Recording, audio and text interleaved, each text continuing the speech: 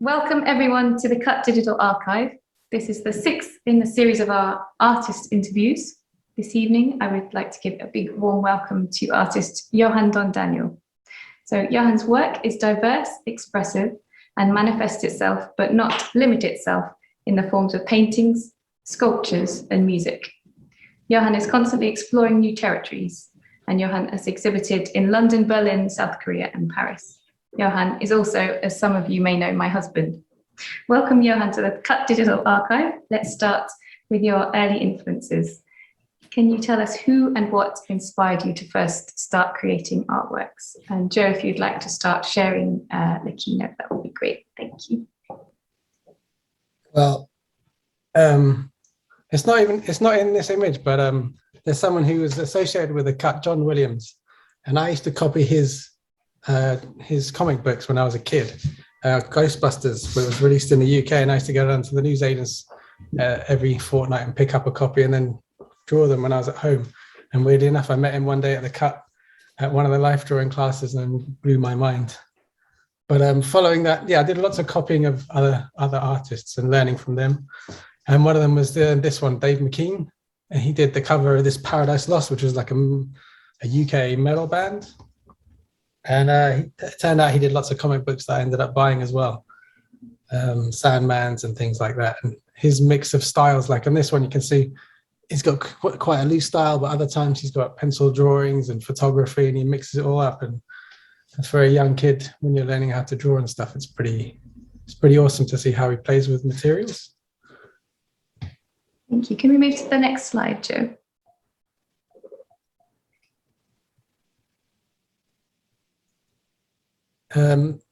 Yeah, as with lots of people, Basquiat was like a massive influence, especially being like having a person of color, someone who was young, someone who used lots of their own kind of language when they were drawing and writing in their artworks, something like I've fully gravitated towards. I was shown like a movie of him that I didn't really like, the one that had David Bowie in it and stuff. And I remember going to the video shop and then finding Downtown 81 there, and then realizing how like captivating he was. And why how didn't you like? he was. You what? Sorry. Why didn't you like the previous movie? I think I find it difficult when you watch biographies of films of people, and then you kind of get an idea of the person, and the person who acted as him or the way they acted, they made him seem really weird, like he was always like incoherent and drugged out or something like that. And from what I've seen in interviews and from Downtown 81, he was anything but that, really. And he was really articulate. And yeah, he was using so many different things, music and graffiti and painting all together. We move to the next slide. So there was a particular video store that was influential in your younger years. I think we were pretty lucky. There was one called the Penny Farthing. I think it was like 30p or 50p for a movie. And my brother and I would go down there and we'd just look for the videos that had like really crazy covers. And we based it completely on that. And I think throughout our lives, both of us, we never picked a bad movie. We found out about the Alien movies, the David Lynch movies. I mean, so many different things.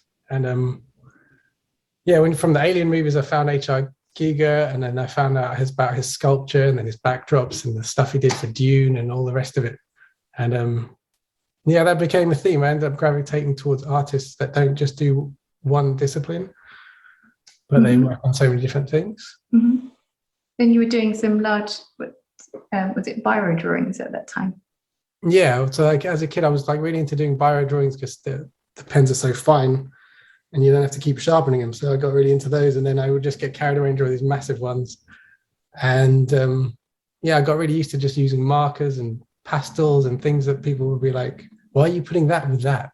And then just putting those together, probably because people were telling me not to. And yeah, just enjoying that.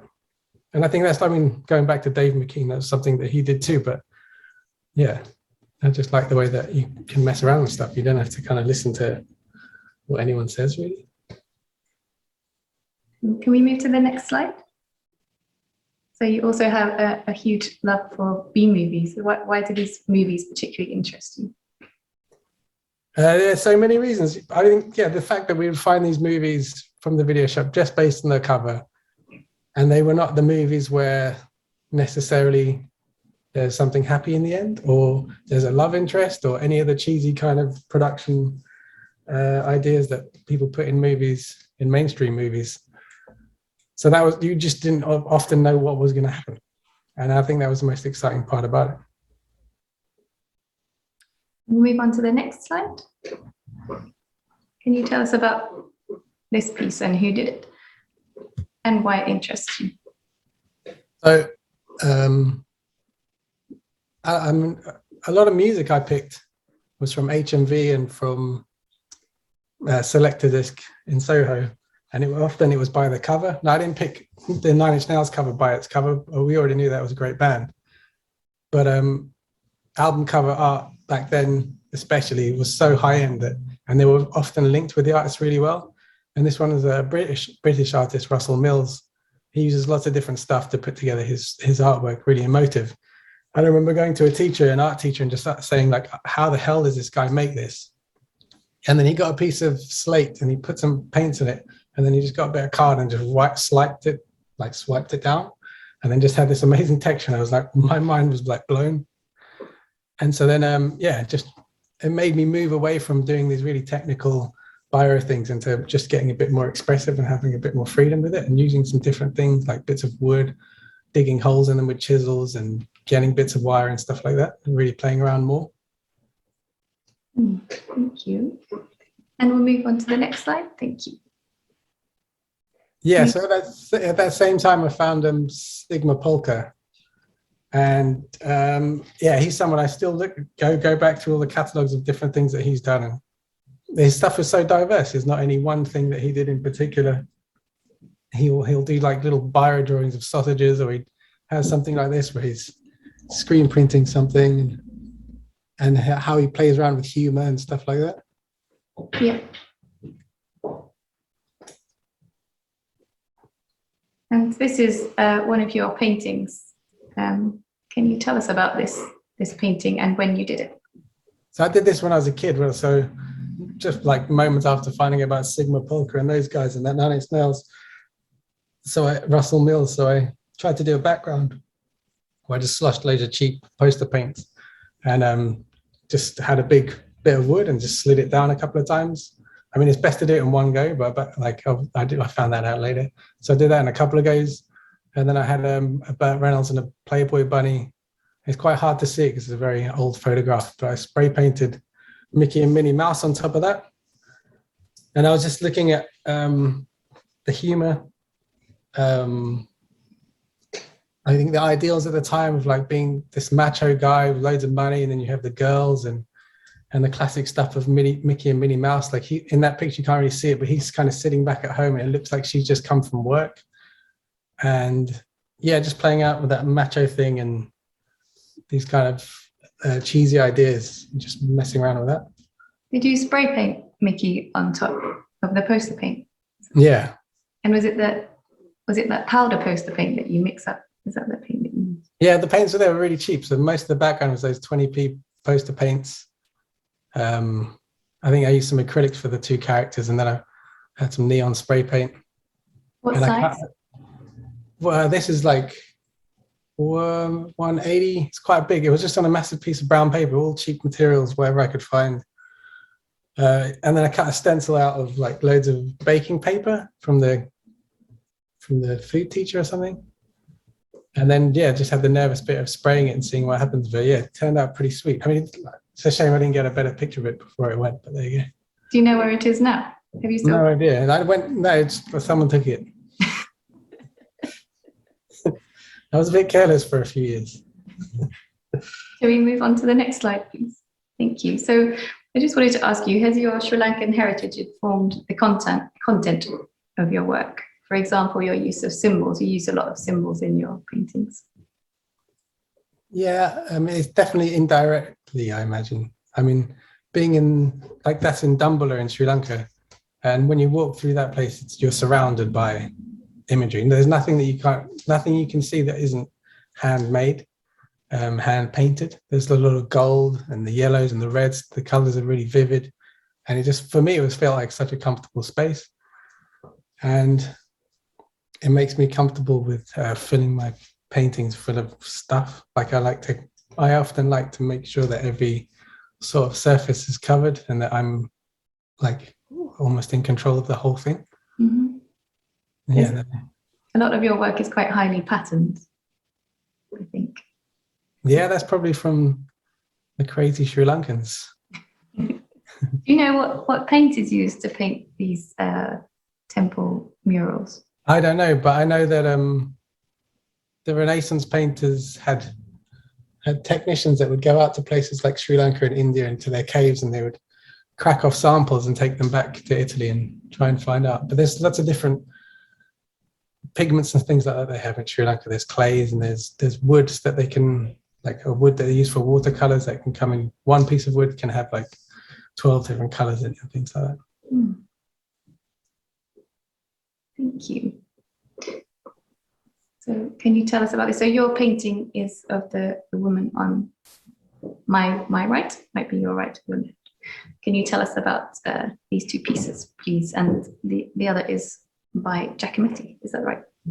Yeah, that's right. So I was pointed to Giacometti at a life drawing class when I was to construct a picture. I used to just, well, I still do, I just elongate the lines. So if I'm drawing a shoulder, the shoulder line would carry on going. If I'm drawing a head, then the lines would go up and all the way down. And I found that wherever they hit, they would line up with another object in the background, and I'd be able to construct paintings with all these straight lines. And then I remember somebody showing me a Giacometti book, and I was like, from what I could read, he did exactly the same thing. And then I remember just going through his stuff and just absorbing all those different visuals, how he lengthens things and plays around with that stuff. Can you give us an idea of the size of this painting and what you used to paint it?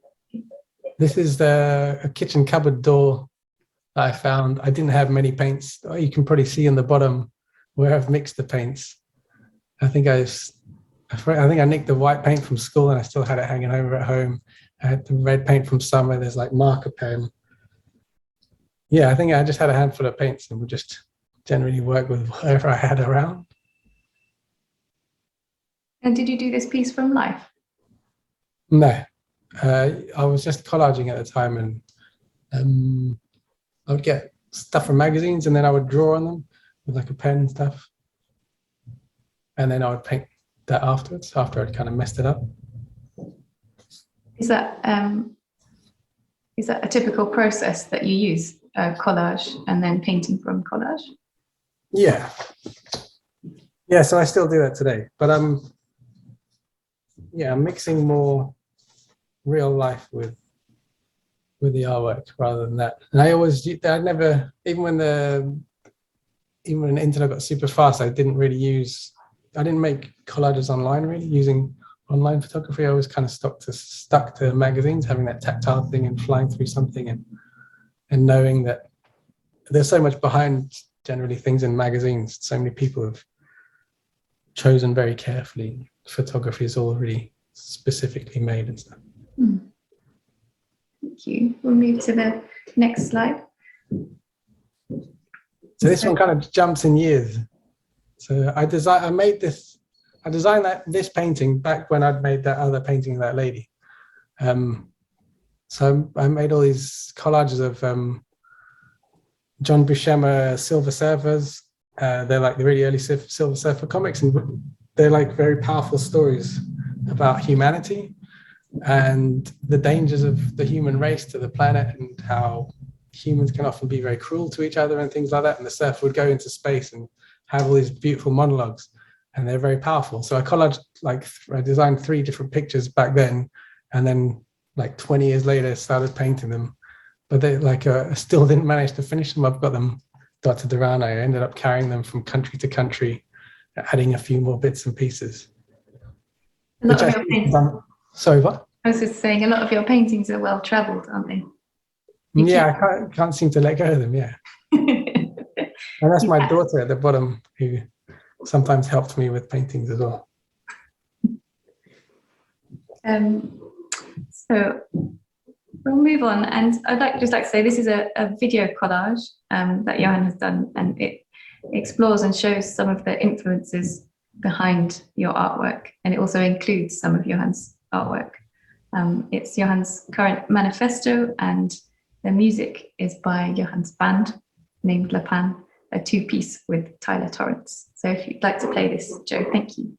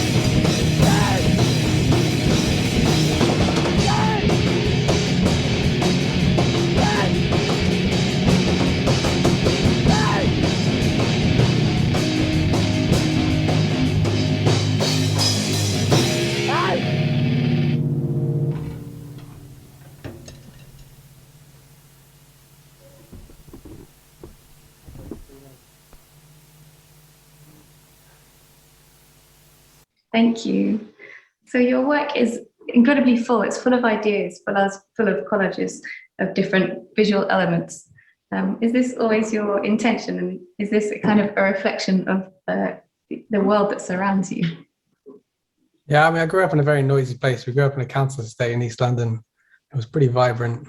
There wasn't any time there wasn't a noise. There was lots of shouting and swearing and people playing loud music, good music, terrible music. And I think maybe it's from that, maybe it's from having Sri Lankan family, and Sri Lanka is very loud in color and in the food and in conversation. And yeah, that's probably why. I don't know. Thank you. Maybe because of the MTV generation, maybe. Thank you. So yeah, I wanted to talk to you a bit about your narratives. In your more recent paintings, you kind of build narratives, and clothing and fashion is also quite important to you. Your dad's family had a clothing company in Sri Lanka, so fashion, clothing, and what people are wearing in your paintings and artwork are always seen to be quite relevant, important. Yeah, it's just one of those many things I enjoy to look at. I can't usually afford, but I love high-end clothing. I love the different clothings from different countries and enjoying all that kind of things. And looking at the Holbein stuff, it was like learning all these beautiful different techniques. I love the messages in his work where he kind of sends messages to artists and designers and things like that, as well as telling a story for different people. And just playing around with those ideas myself, the techniques and all the rest of it. So I try and do the same thing with the paintings, try and leave messages for other artists who are interested in that kind of thing, and try and tell the story for a few different people. I don't know if anyone can ever decipher them or not, but I'll try. Yeah, we'll move to the next slide. So your paintings deal with sensitive subjects and are often highly charged and are expressions of personal experiences. Can you give us an example of how you have built up a painting from a personal experience? I don't have a picture of it because I still never didn't finish it. So as I say, like I hang on to them for a little while. But there was one I started in Berlin or finished in Berlin as well. But the other one I started in Berlin was that reflects that is there was one day when I was walking in Friedrichshain and there was a young Japanese girl who was like crying, and I went and had a chat with her. I didn't know her from Adam, and she told me that she'd been racially abused by some Nazis. So I asked her to come back. I had some friends with me, and we all seemed obviously very safe and whatever, and said come back and hang out with us for the day. And she came back and she talked about it. I had a big canvas up, and then I had some paints, and I said to people, write down some of the horrible things people have said to you over the years. And then so everyone had a go. And then I used that as the background for a painting. And that served as the narrative for the painting as well. And it's the same with all of them. I usually try and take on an experience or from a conversation or from somewhere, and then try and develop that into a painting. So even though sorry. No, you carry on. I was just going to say that, yeah, so even though I'm making collages, usually the collages is meeting the story. And yeah, so this one here is called Together Alone, and it was a bit about relationships. I had a friend who was in a relationship who didn't want to be in that relationship, but it was in a long-term relationship, and it was trying to show that thing where sometimes people are together, but they're not really together. And I keep talking over you, sorry. Sorry, I was just saying, you often invite people you quite like, other people adding to your artwork. So, for example, friends, people you don't know, to come and draw or paint on your canvases. Yeah, I think I like some of the randomosity that brings in, and I quite like broken stuff, and then how you can fix it. I forget, there was a term for it. There's like a Japanese term for it where they used to, if they had something broken, they would fix it, but with something gold, so it really stood out as like a memory of that object. And I like that. Someone puts a line in the painting, and then I try and use that line to develop the story. Whatever. Thank you. Should we move to the next image, please? So this painting is called Midnight Brawl. Can you tell us a little bit about this? So I still read lots of Grant Morrison. He's a very special writer. He's somebody who's into like dark magic, and he uses lots of his knowledge about dark magic and religions and those kinds of things in his work. And that was one of the things that helped me put together a story for this. So I've got a character in there, Felix, the cat, and the gentleman there has got Felix's magic bag. This time it's a suitcase, so his bag can be like a handbag where it can change into a suitcase. And yeah, I think we'd just come back from Korea, and I'd been to Japan as well, and I'd got those purple pigments, and some of the neon colors were pigments I've picked up in a factory in Japan, and was really trying to use some of those different ideas together to put this piece together. So can you tell us a bit more about Felix? So Felix looks like he wants his bag back. And can you tell us a bit more about Felix's magic bag, in case people don't know? Felix's magic bag is his like bag of tricks, and he can put his hand in, and if he's in a situation, he can pull out. He hopes to pull out an object that will help him, but he generally pulls out an object that doesn't help him. But when Felix is really in trouble, he can get inside his bag, and then he goes into another dimension of complete madness. And I love that character. He's also a character used a lot in New York. Artists use him a lot in the 70s. But for some reason, they didn't use his bag. I didn't really get it. They used his head because he's like black and white, and I didn't use him black and white, but he's very striking. So you use cartoons a lot in your paintings. Why? I would use them to speak to the people that like the cartoons. So it helps to tell that story for some other people, and gives them a way in. And when I grew up, I didn't know when I was going to the Nash Gallery or the Tate or whatever like that, Tate Britain, I didn't see a lot of that stuff going on. And I think the closest thing I saw was like Roy Lichtenstein, but then he wasn't it never felt like he was using the love of the character. He was using the visuals of the character. And so I try to use the love of the character in something. I've tried to do it less and less now because obviously it boomed at some point and it was like all over the place. So it's something I've kind of slowly switched off, but it's still there. Thank you. We'll move on to the next image, please. So we're moving on to your objects and your sculptures. Can you tell us the name of this piece? This one's My Little Butthead. These have been very, very popular. I think you sold a lot of these. This is basically your fault. So I make these little guides to be in the studio to help me. I don't know, just to help me. And then you decided one day that I should put them in a show. So I did. And then unfortunately people bought them and I didn't have them anymore. But that gives me a chance to make some more. But yeah, I mean, I guess it's like the cartoon thing. So I still carry those, the childhood ideas, and don't really, I still think they're as important as they were. Or I try to give them that same importance and not treat them that I don't discard them too much. So lots of this stuff is like discarded or broken and I'll find it and then I'll glue it together. When did you start making toys? Probably as soon as I was born. My brother used to break all my toys and break all his toys, and then I would slowly fix them back together in some kind of mutation. Can we move to the next slide? So can you tell us about this piece?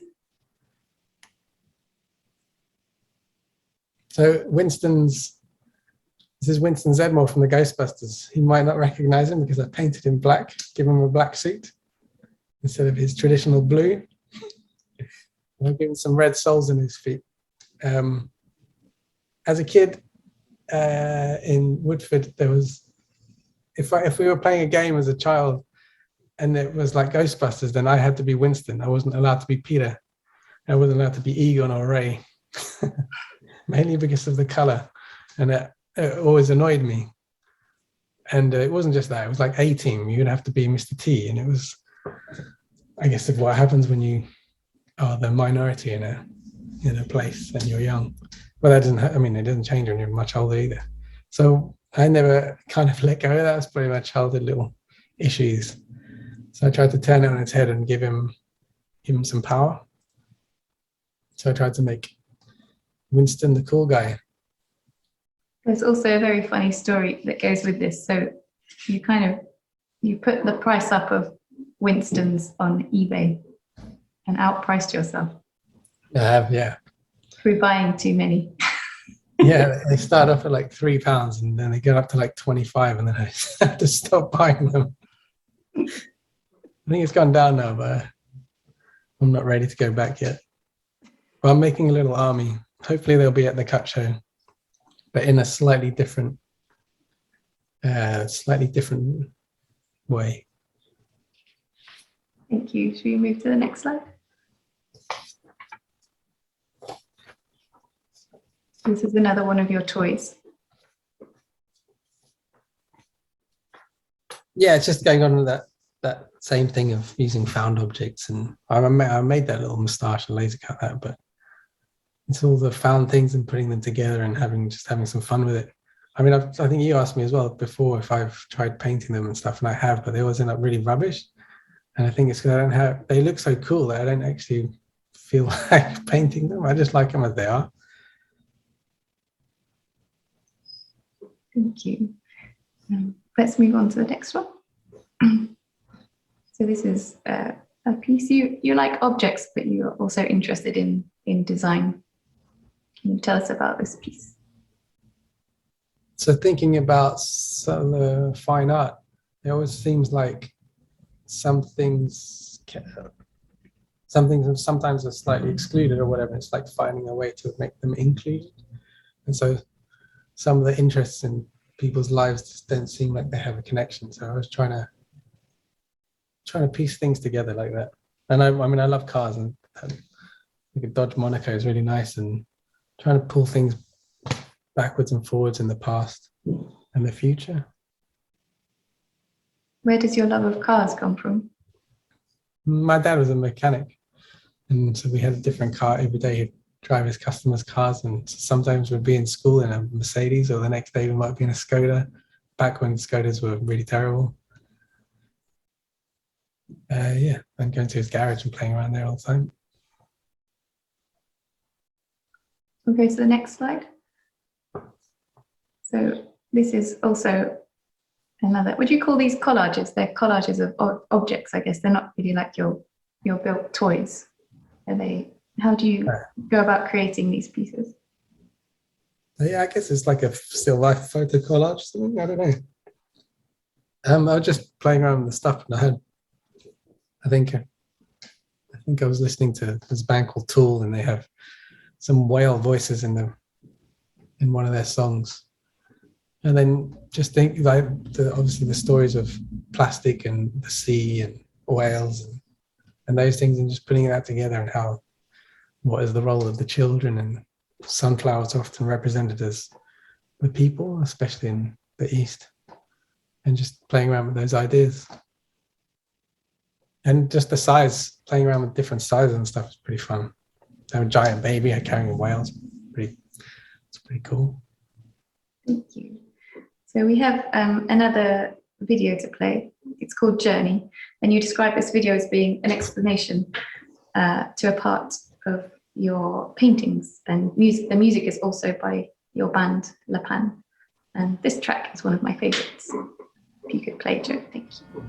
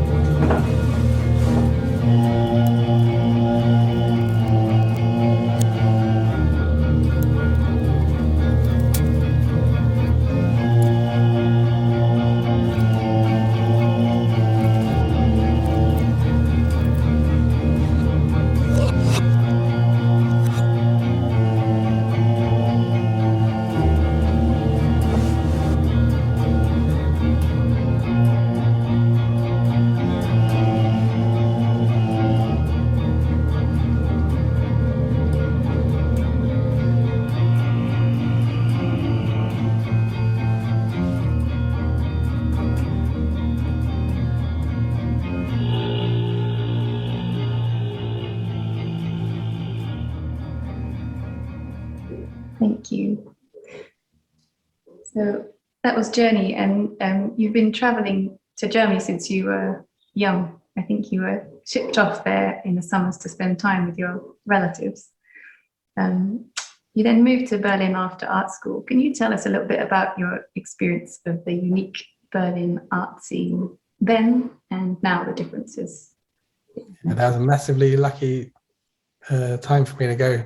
I had a friend from Belgium who was at my course in London, and Leroy plus Leroy, and he recommended I go, and I went with a friend, and loved it. It was a very empty place back then, quite desolate, and then when you walked around, you'd find these pockets of magic. So then I think within 3 months I'd saved some money, and I went to go and live there, and then stayed there for like 5 or 6 years, and doing lots of different things, and meeting some pretty amazing people. I got to do it. I mean, that's a really blurry photo, which probably tells a lot of the story of my time in Berlin. I worked with some fantastic artists, and met some wonderful people who I'm still friends and work with today. I got to do some great shows. The culture when I got there was like, if you didn't want a piece of artwork that you'd made, you could just put it on the street and someone would take it. And so I did that a lot. I'd make these massive paintings, and then if I didn't want to keep it anymore, I just put it out on the street and then someone would take it. I mean, I think the last time I went to a laundrette. Somebody told me that one of my old paintings was in there, and it was a huge painting that I'd done with a friend, and it was just like hanging up in this laundrette. It's pretty awesome place like that. And they have this great art trails whenever there's the Thursday night exhibitions. You can see the crowd walking from show to show, and you can just join in with that crowd. And what's wonderful is that their work, I never really saw anything for sale.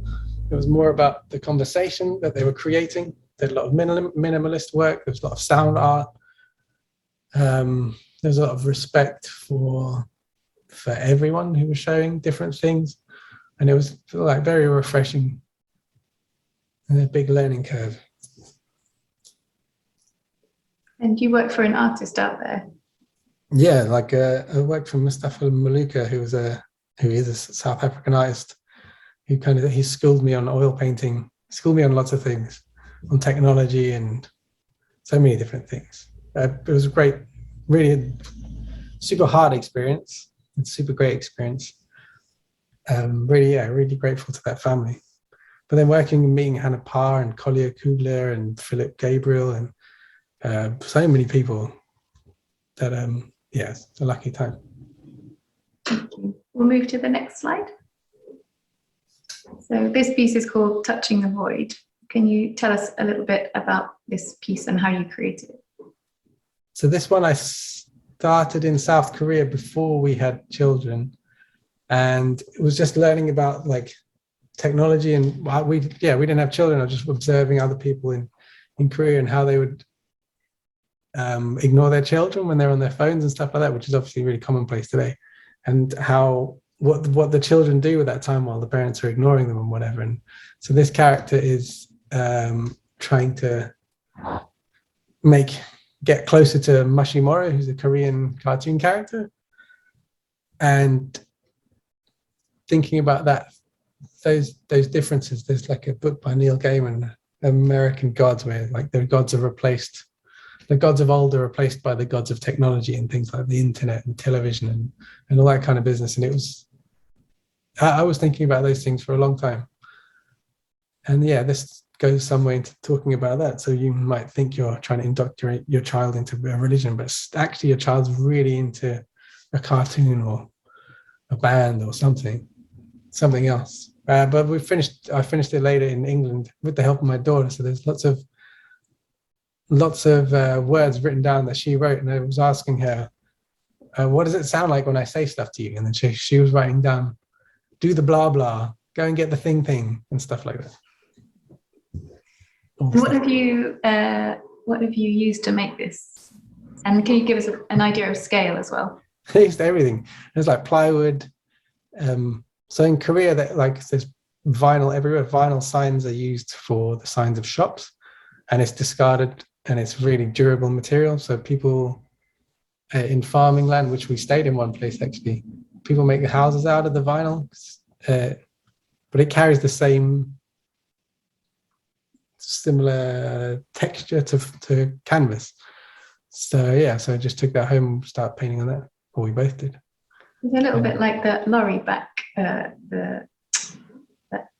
canvas that you have on the sides of lorries, I guess. Acrylic. Yeah, it's a bit stiffer though, isn't it? It's got a bit more rigidity to it. It's really hard wearing, and it keeps the paint well. I mean, you roll it up and unroll it, it doesn't crack anywhere or anything like that. So it was pretty awesome stuff. So I used that and some Posca paint pens, and I don't think there's any oils in that. I think it was like acrylic and Poscas. Yeah, pretty much. We go to the next slide.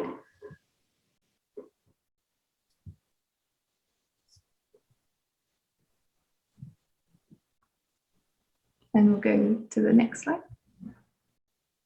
So can you tell us about this curious figure here?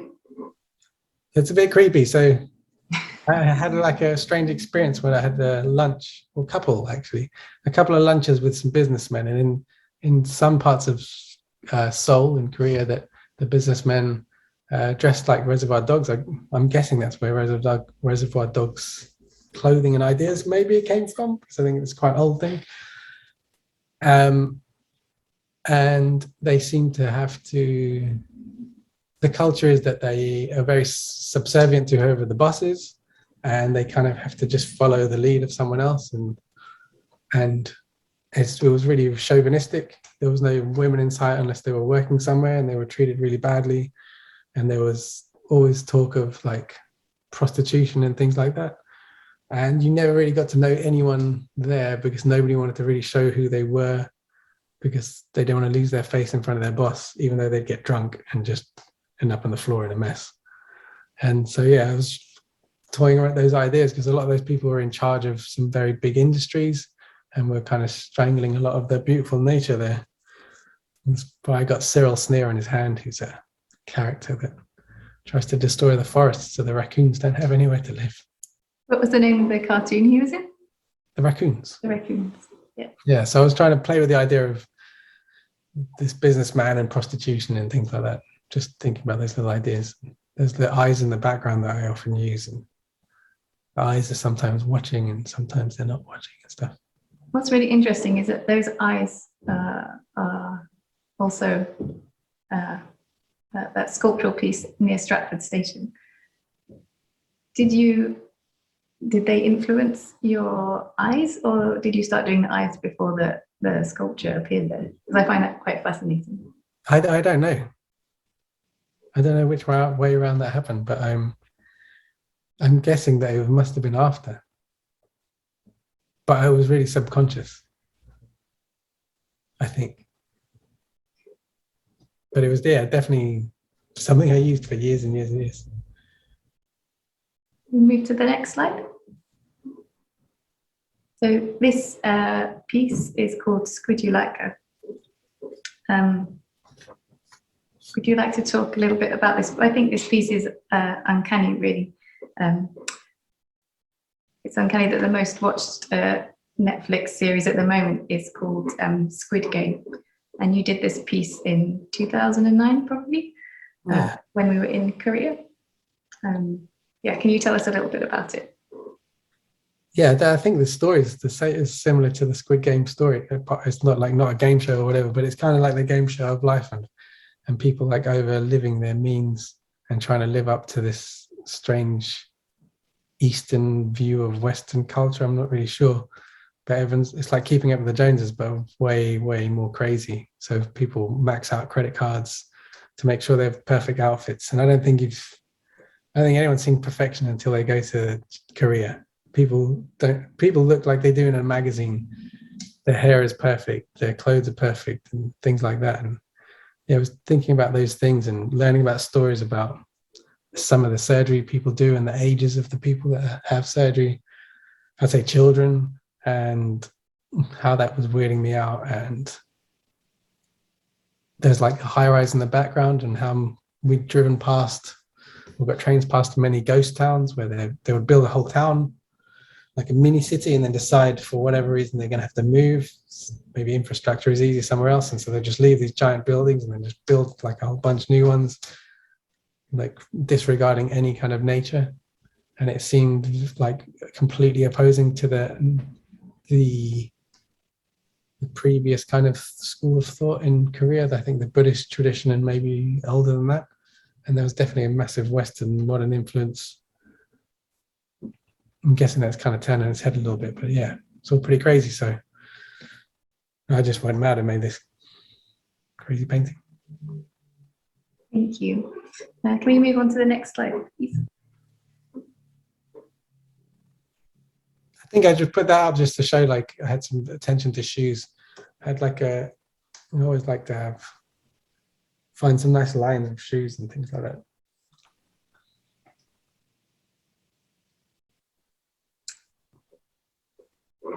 And I think we will finish on this piece. This piece is actually behind you in the room. This is a more recent painting. Can you tell us a little bit about this painting? Thank you. So I've been playing around with like ideas of time and dimension, past lives, metamorphosis, how things change, how things aren't changing, the kind of things, the things that we're kind of born with already, and listening to ideas about like connections that people have around. They can be in different places and feel the same things. And yeah, started coming up with this idea with those in mind, really.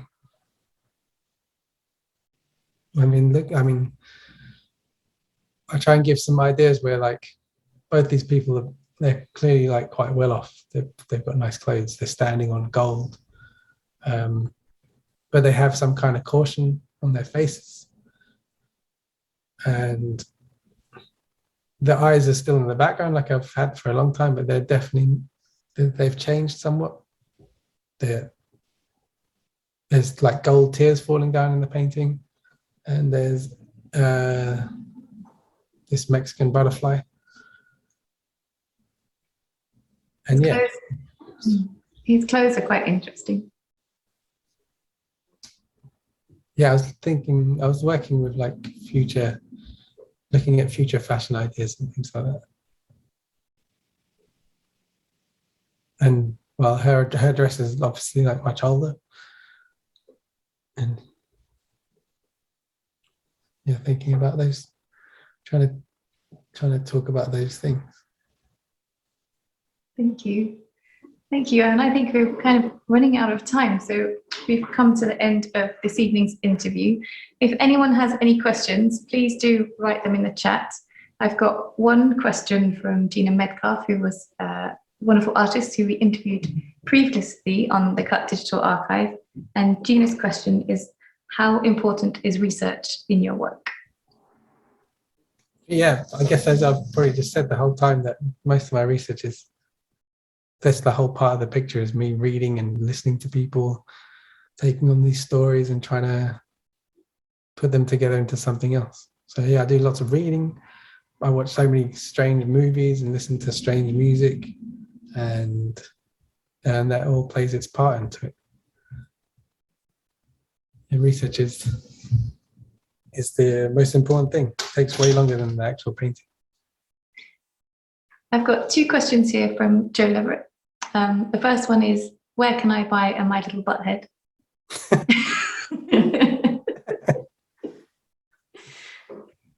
Got one on board. I might have to wait a bit. And the second one is, what messages are you leaving to other artists? So some of the paintings, I try and do the opposite of what I was told. So like I was told that you shouldn't paint, you shouldn't mix with the oils and acrylics, because it obviously goes into mud and stuff like that. But you do it and you can get mud. And so sometimes I do have that in the painting, and it gives you such a different finish and a different thickness. And so I have those kinds of messages in the paintings, and I show that jacket, the one that was next to Giacometti with the lady. So I was trying, it was like Penn and Teller. I don't know if anyone remembers Penn and Teller, but they were magicians, like cheesy magicians, but they would show you everyone's tricks. So I try and show those little things where I can. And I use like spray paints, but I might use it really subtly so you can't really see it. But I know with some painters, they will know, and I do to a certain extent, they'll know what brand it is, of what you're painting. They'll know, like I'll know if you haven't mixed it with something. And so those are the kind, like the little messages that I always find quite interesting, because I see it from other painters. Thank you so much. I can't see any more questions, so I'm going to say that's a good time to end there. Thank you, Johann, so much. It's been really fascinating interviewing you and exploring more about your work, more than I knew beforehand. So it's been a wonderful process. Thank you for your time. It's absolutely wonderful. And thank you all for coming this evening. We will be having an interview shared on YouTube shortly from Mary Webb, who we went to her studio a few weeks ago to film her interview, and we will keep you all in touch with future interviews, which will be happening